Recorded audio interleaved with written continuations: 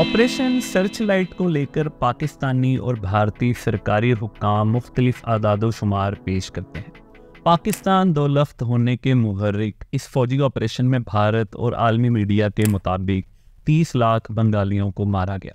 मगर जब एक अमरीकी जरीदे को इंटरव्यू देते हुए जनरल टिक्का खान से यही सवाल पूछा गया तो उनका जवाब था कि ये इल्ज़ामात बिल्कुल गलत हैं और उन्होंने फ़कत 30,000 बंगालियों को मारा। जनरल टिक्का के इस इंटरव्यू को उनका एतराफ़ी बयान करार दिया गया और फिर शेख मुजीबुर रहमान ने उन्हें बुचर ऑफ बंगाल का खिताब दे दिया। जुस्तजू में आज हम ये जानने की कोशिश करेंगे कि जनरल टिक्का खान कौन थे, बलूचिस्तान में कबाइलियों के खिलाफ ऑपरेशन में उन्होंने क्या मजालिम उठाए और कैसे कुरान पर हलफ देकर मज़ाहमत कारों को पहाड़ों से उतार कर जेलों में बंद किया गया और फिर उन्हें फांसियां चढ़ा दिया गया। उनकी बहादुरी की दास्तान जब रन ऑफ कच्छ से भारतीय फौज को निकाल बाहर किया, 1965 की जंग जब सियालकोट सेक्टर में उनकी बहादुरी के किस्से पढ़े गए, मगर जनरल नियाज़ी ने क्यों इन सब को झूठ का पलंदा करार दिया। ऑपरेशन सर्च लाइट कैसे और कब शुरू हुआ, ढाका यूनिवर्सिटी और दीगर मकामात पर बंगालियों पर ढाए जाने वाले मजालिम की क्या हकीकत थी। जनरल टिक्का खान ने यह कब कहा कि उन्हें लोग नहीं ज़मीन चाहिए और क्या उन पर बुचर ऑफ बंगाल का इल्ज़ाम दुरुस्त तौर पर लगाया गया। फिर कैसे एक फ़ौजी बगावत नाकाम बनाकर वो जुल्फ़िकार अली भुट्टो के मज़ीद करीब हो गए और उन्हें आर्मी चीफ बना दिया गया। और सबसे बढ़कर सकूत ढाका के बाद बंगालियों को मारने वाले जनरल टिक्का खान को कैसे पीपल्स पार्टी की हुकूमतों में अहम ओहदों से नवाजा गया।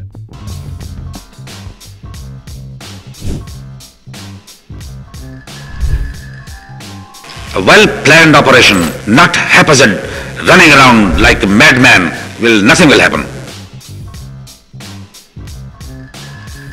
I do not believe that people of East Pakistan want to separate from West Pakistan. People died, not my fault.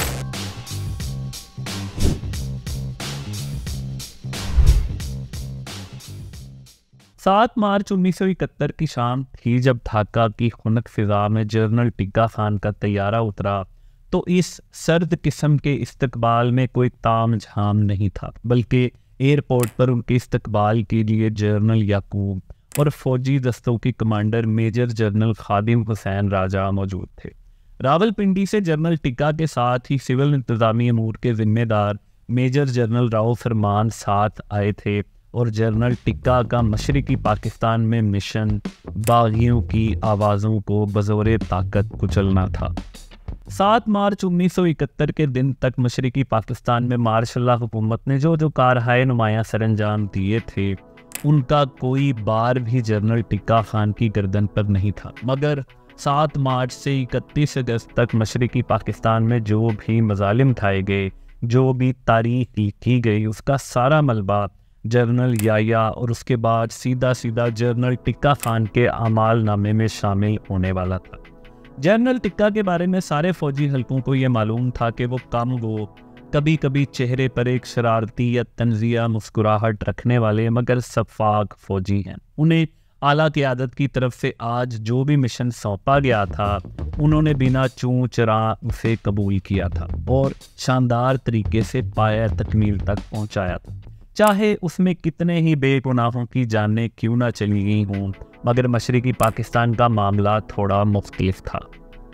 ये एक सियासी मसला था। 1970 के इंतखाबात में मशरकी पाकिस्तान में मुजीबुर रहमान की अवामी लीग की अक्सरियत थी, बल्कि पाकिस्तान भर में हुकूमत बनाने के लिए उनके पास नंबर पूरे थे। मगर अफसोस जनरल याया और दूसरे नंबर पर आने वाली सियासी जमात पीपल्स पार्टी के जुल्फ़िकार अली भुट्टो इक़्तिदार में शिराकत के ख्वाहिशमंद थे।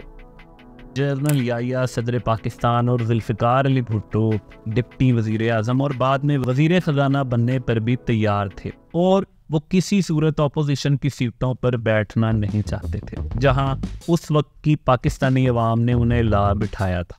मगर ये सियासी मसला हल नहीं हो पा रहा था, डेडलॉक का शिकार था और फिर जनरल याया ने ज़मीनी हक़ाइक़ को मद्देनज़र ना रखते हुए बंगालियों को फौजी ऑपरेशन के ज़रिए सबक सिखाने का फैसला किया। ये एक सियासी मसला ही था और शायद इसीलिए ईस्टर्न कमांड के सरबराह और martial administrator zone B lieutenant general Yakub Ali Khan ने बंगालियों का खून बहाने से इनकार करते हुए मार्शल हुकूमत की इस पॉलिसी पर तुफ भेजते हुए इस्तीफा दे दिया था। सीनियर सहाफ़ी मुनीर अहमद मुनीर की शोराए आफाक किताब अलमिया पाकिस्तान 5 किरदार में जर्नल याहिया ये वाक़या कुछ यूं सुनाते हैं। वो याकूब GOC मशरिकी पाकिस्तान जिसे मैंने ऑर्डर दिया कि मुजीब को ये करना है, तो वो कहता है साहब मुजीब से आप पॉलिटिकल बात करें, मुजीब साहब से झगड़ा नहीं करना चाहिए। मैंने कहा नहीं, तुम वही करोगे जो मैं कहता हूँ। तो जवाब देता है जी मैं ये नहीं कर सकूँगा, मुझे छोड़ दें, मैं जाना चाहता हूँ, मैं मुस्ताफ़ी होता हूँ।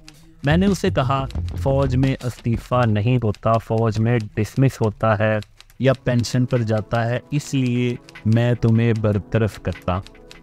सबको मालूम था कि फ़ौज के पास इस काम का मैंडेट नहीं था कि वो अपनी मर्ज़ी की हुकूमत बनवाते, और अगर उनकी मर्ज़ी ना चलती तो अपने ही हमवतन बंगालियों का खून बहाने के अहकामात जारी कर देते।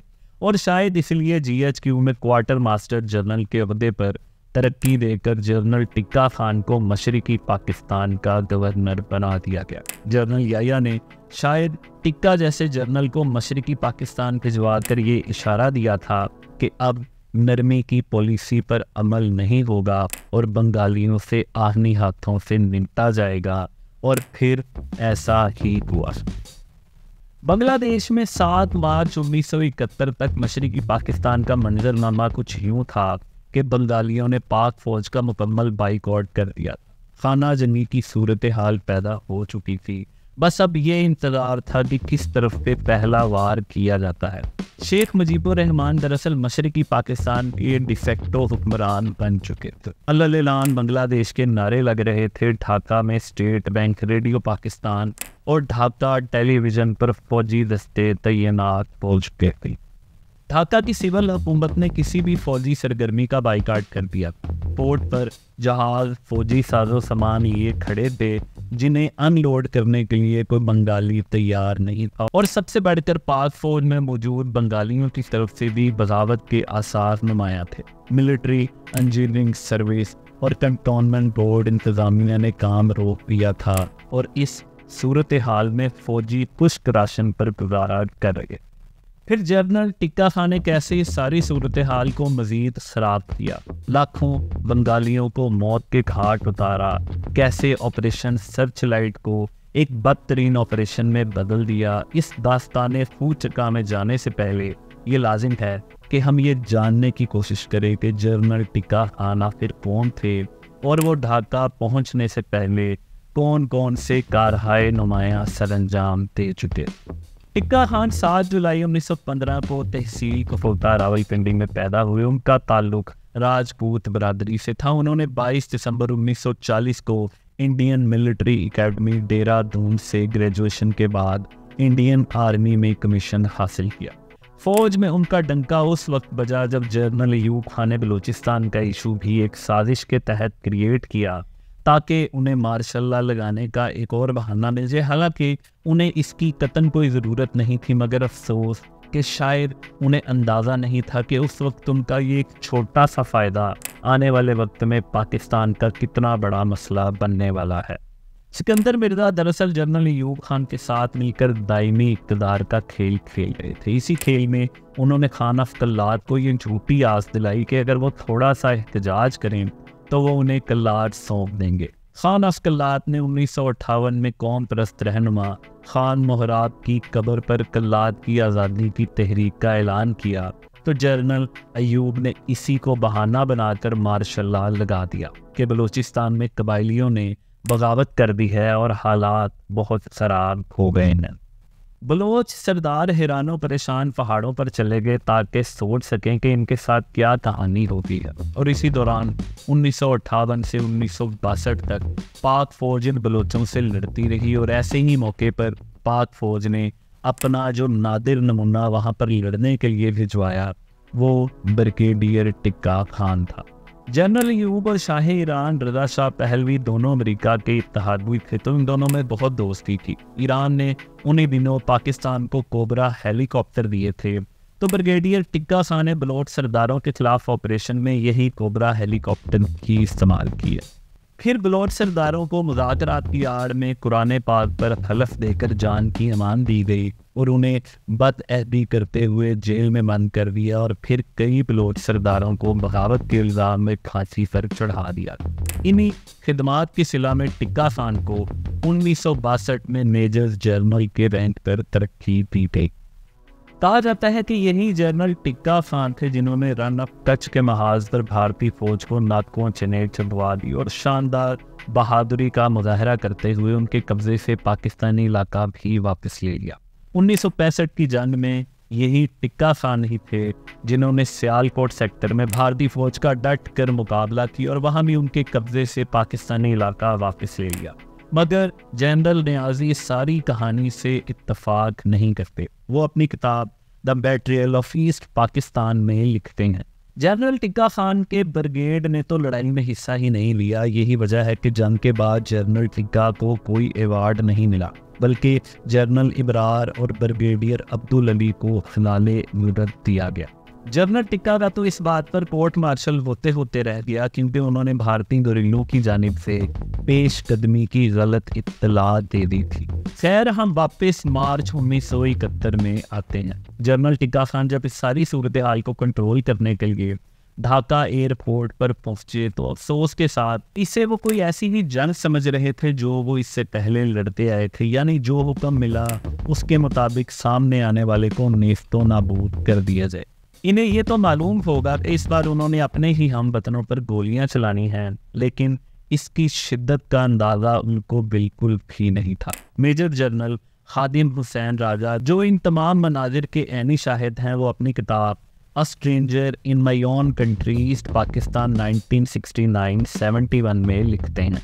GHQ में मौजूद बहुत से दीगर सीनियर अफसरों की तरह जनरल टिक्का खान भी मशरक़ी पाकिस्तान के ज़मीनी हक़ाइक़ से या तो बेखबर थे या फिर उनकी मालूमात बहुत कम थी। उन्होंने अपने फ़ौजी कैरियर में कभी भी मशरक़ी पाकिस्तान में खिदमात सरअंजाम नहीं दी थी। ये कहना बिल्कुल दुरुस्त होगा कि मशरक़ी पाकिस्तान के बारे में उनका इल्म इंतहाई सतही था। जनरल टिक्का खान ढाका पहुंचे तो सारे पाकिस्तान को ये मालूम था कि अब फौजी ऑपरेशन होने वाला है। PIA के बोइंग जहाज़ों के ज़रिए फ़ौजियों की मशरक़ी पाकिस्तान आमद का सिलसिला जारी था। वो फ़ौज जिसकी तादाद उस वक्त तकरीबन 20,000 थी, अब मशरक़ी पाकिस्तान में उसकी तादाद तकरीबन 40,000 होने वाली थी। मगर ढाका में सिविल हुकूमत किसी भी सूरत इस फ़ौजी सरगर्मी की सपोर्ट करने पर तैयार नहीं थी। जनरल टिक्का खान को बताया गया कि वो किसी फौजी जर्नैल के घर पर ही छोटी सी तकरीब में जनरल याकूब को रुखसत करें और अपने ओहदे का चार्ज ले लें, मगर उन्होंने इसरार किया कि वो गवर्नर हाउस में बाकायदा तौर पर हलफ लेंगे। वो तो जब मशरक़ी पाकिस्तान के चीफ जस्टिस BA सिद्दीकी ने उन्हें हलफ दिलाने से इनकार कर दिया तो उन्हें सूरत हाल की संगीनी का शायद थोड़ा सा अंदाज़ा हुआ हो। मेजर जनरल खादिम हुसैन राजा अपनी किताब a stranger in my own country east Pakistan 1969-71 में लिखते हैं, चीफ जस्टिस का मौक़िफ़ था कि मशरक़ी पाकिस्तान में तैनात हम मगरबी पाकिस्तानी अफसरान तो महवे परवाज़ परिंदे थे, जबकि ना सिर्फ उन्हें बल्कि उनकी आइंदा नस्ल को भी इसी सरजमीन पर रहना था।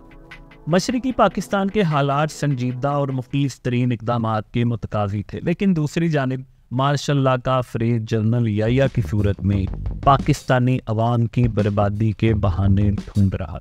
एक तरफ सियासी जर्नैल मुजीबुर रहमान और भुट्टो से मुज़ाकरात का ड्रामा कर रहे थे, तो दूसरी तरफ बंगालियों के खिलाफ ऑपरेशन की तैयारियां ज़ोरों शोर से जारी थी। अभी जनरल टिक्का खान को ढाका एक ही हफ्ता हुआ था कि जनरल याहिया अपने लाओ लश्कर और शाह दमागों के साथ आन पहुंचे और मुजीबुर रहमान के साथ मुज़ाकरात का एक सर्कस शुरू कर दिया।